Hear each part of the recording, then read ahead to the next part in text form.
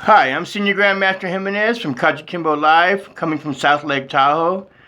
Today I have Sensei Bolden from Mississippi. Sensei, you on the phone? Yes, sir, I am here. Oh, so how's the weather over there in Mississippi right now? Well, actually, we are in the 70s today. Oh, Yes, that's cool. we've been having a little tornadoes hit every now and then.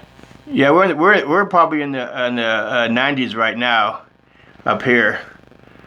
You know, it's just too hot for me. Wow. You know. Yes, sir. So tell me, how long have you been in the martial arts?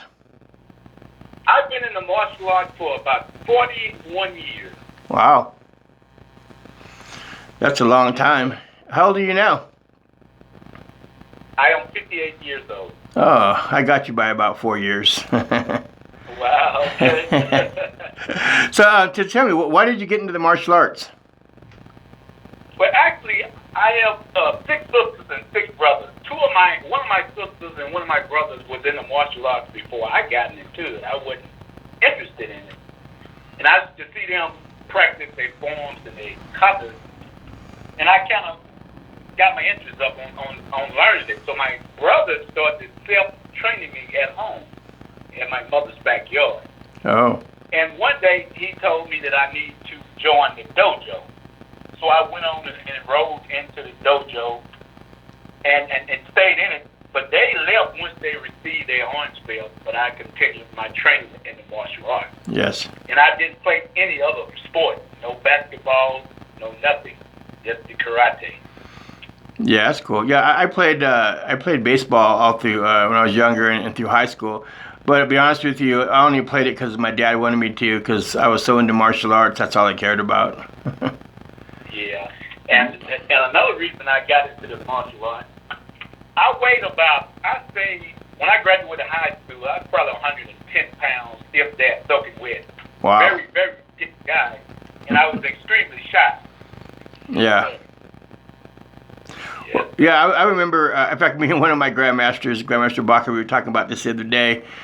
When I was fighting black belt division, I only weighed 148 pounds. I'm like 265 now, but I weighed 148 pounds, and I'm thinking to myself, oh my God, I was such a little guy at 148 pounds. Now I'm a big kind of fat ass. I need to go on a diet. Yeah. You know. So, what style martial arts did you take? See, that's where it gets kind of complicated. I started in Shotokan karate, and I stayed in that until I got my black belt, and I met this taekwondo practitioner. And him and I got together, and I started studying taekwondo, gained my black belt in it, and I met another gentleman that was teaching Aikido, and I studied that for a while. And now I am into judo. I'm trying to get my black belt in that, but I should have done judo when I was a little younger. Yeah, all that falling down, huh? Yeah, all that falling and flipping. But the younger guys in there, they look up to me. They say, man, you was hanging in here pretty good to be an old guy. Yeah. It was funny. You know that for me, the grappling and all that, the ground. Even when I was younger, I just didn't like wrestling on the ground with somebody. That was just my thing. And when in class when we did it, I'm like, oh God, we got to do that, you know. You know, it's just nowadays that's what everybody wants to do. Yeah, but to be honest with you, the judo stuff it's not my cup of tea, because for me, I don't like especially another man laying all on me and, you know, positions. I don't care too much for that. Well, it's funny because I didn't want to say that, but that was the same exact reason why I didn't want to do it. I'm thinking to myself, dude, that dude's all sweaty and slimy, and I'm going to be laying on me, his ass in my face and everything.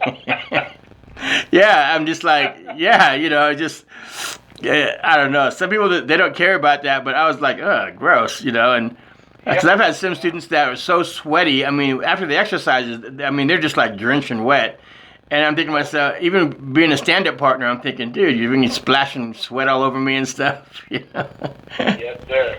Yeah. So, yes. But, you know, It's something good to learn, and any kind of martial art that you learn is better than no martial arts, That's But right. I agree. I totally agree. yeah. So how has the martial arts helped you in life?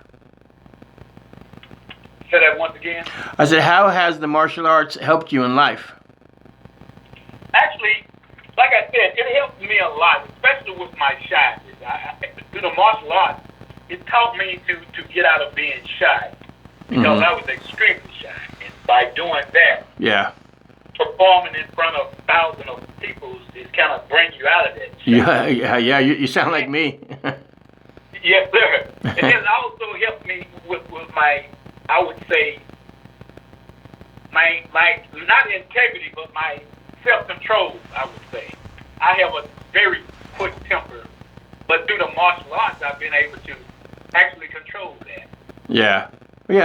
That does that. I was the same way going through school and stuff. If I had to stand up and read a report, I would just take an F because I didn't want to stand up in front of the other kids and do that.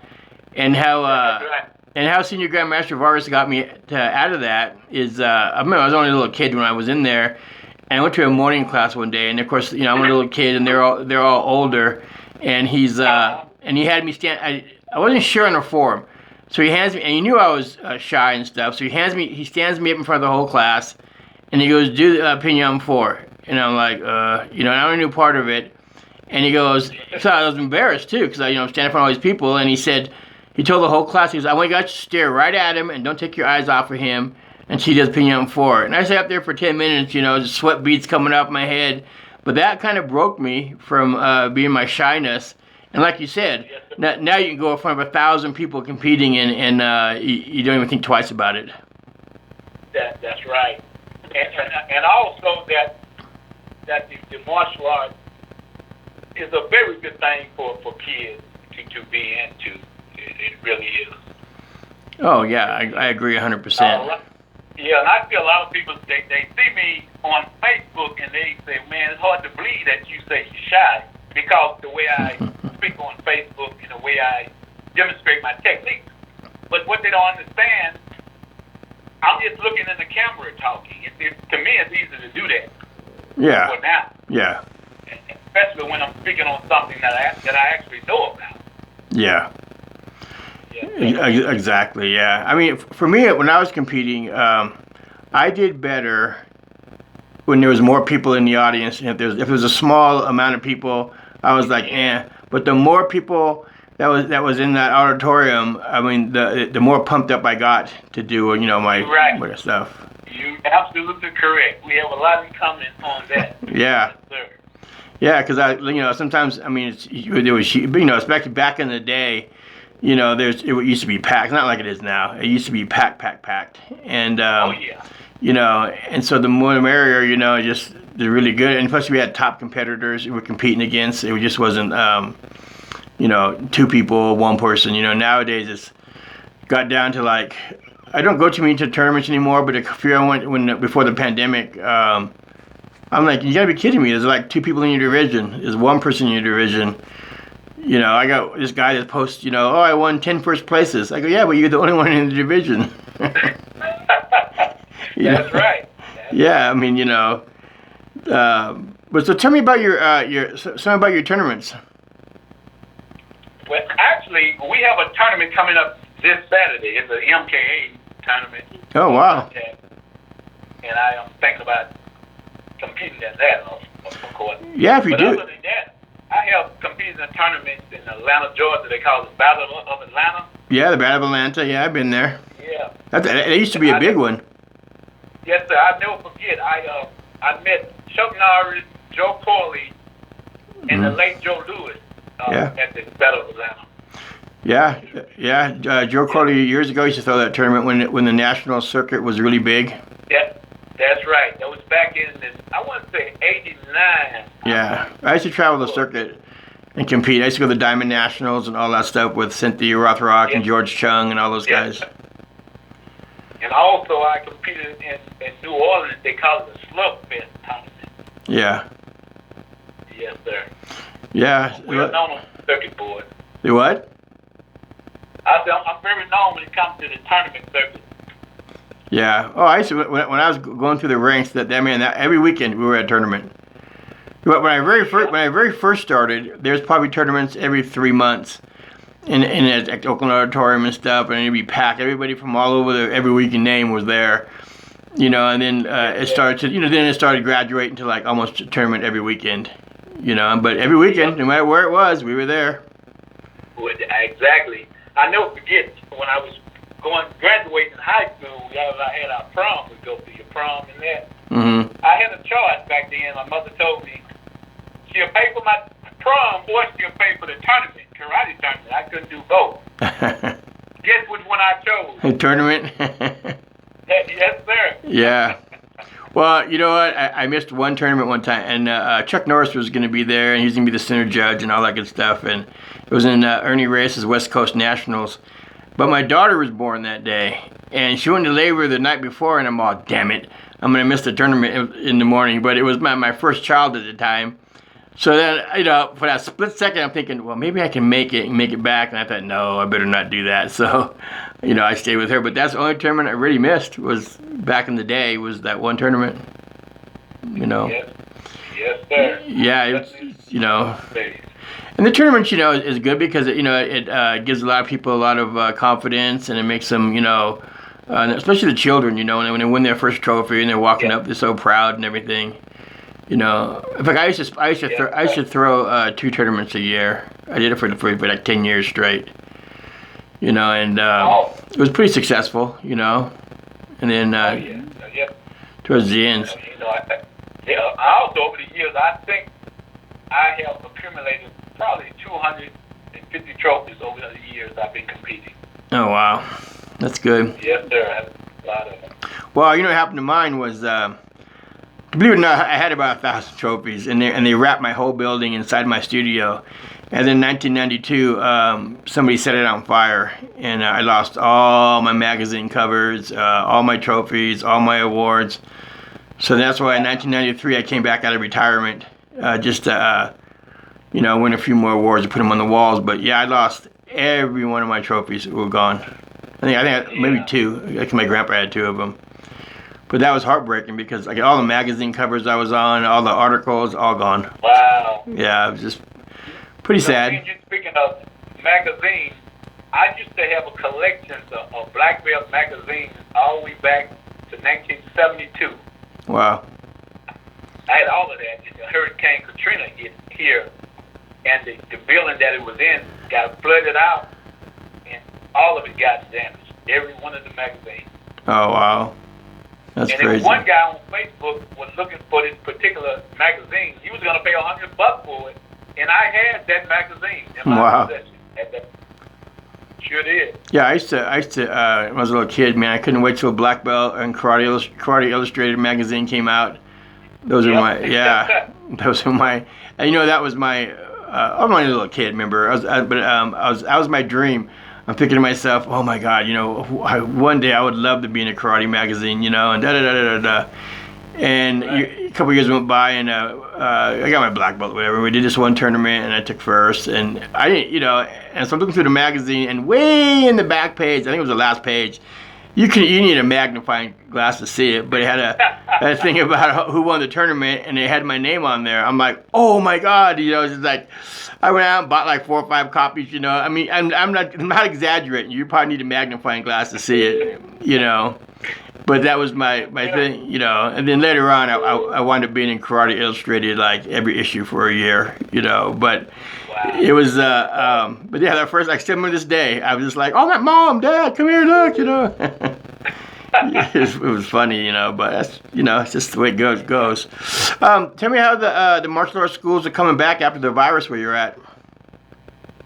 Well, the school I originally teach at isn't coming back because we was with the city of Jackson that I live in, and the building was through them, of course. Yeah. And when the pandemic hit, everything just closed down. We may have about 3 or 4 karate classes here that's going on. That's about it. Schools. The rest of them are just still shut down. Yeah.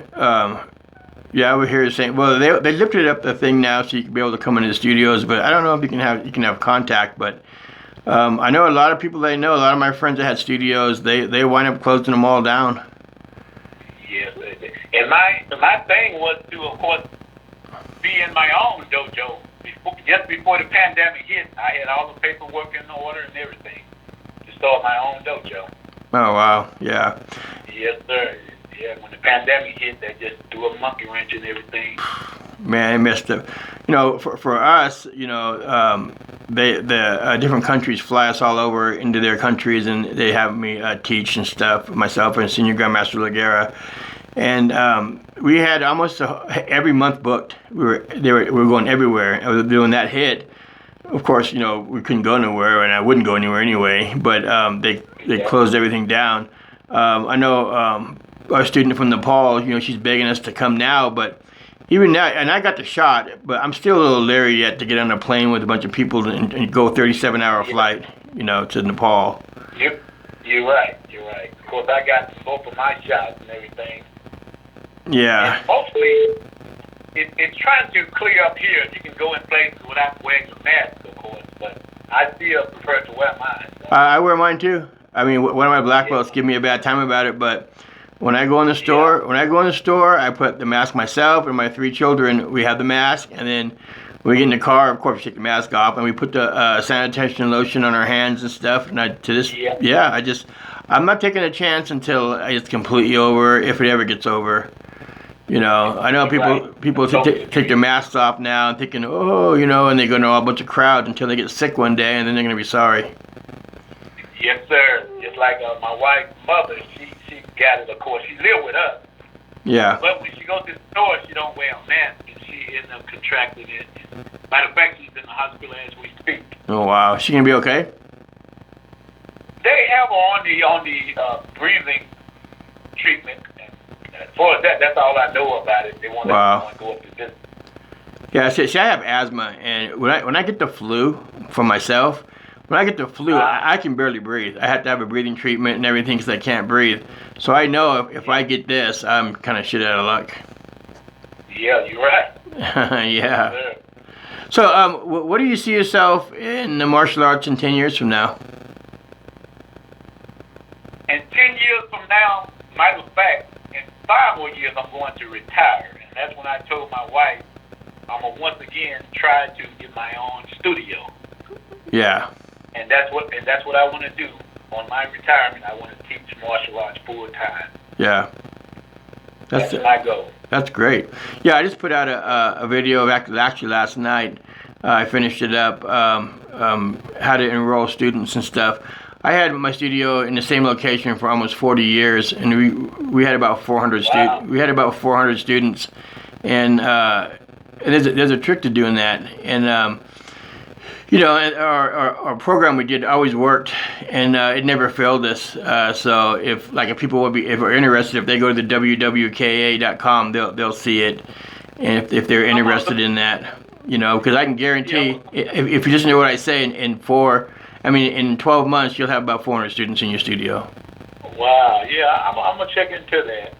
And another reason I want to do it because we have a lot of underprivileged kids that parents just can't afford to put them into martial arts, and I hate to see that. Well, so yes, sir. No, go ahead. I'm sorry. Finish.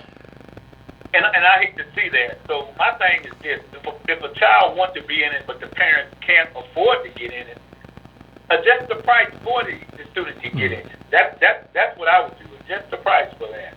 But the school I was at, I was just an assistant instructor. I didn't have any say-so over that. Yeah. It was just out of my hands. Yeah, you're kind of like me in a lot of ways. I was the same way. Like I said, we had about 400 and something students, but not all 400 paid. And it's not because I couldn't make them. It's because a lot of them I knew couldn't afford it, and so I just said, you know, I never let them quit. I said, no. If you're a single mom and you got your child here, I go, you know what? I go, it's on me. Just keep them coming. And they're all, really? You know, and in fact, I had one man one time, I'll be honest with you, he started crying in my office. He said, no one's ever done that for me and my son. And I said, well, there's always a first, you know. And he's like, I just can't believe that, you know. But I know who can afford it and who can't afford it, and You can.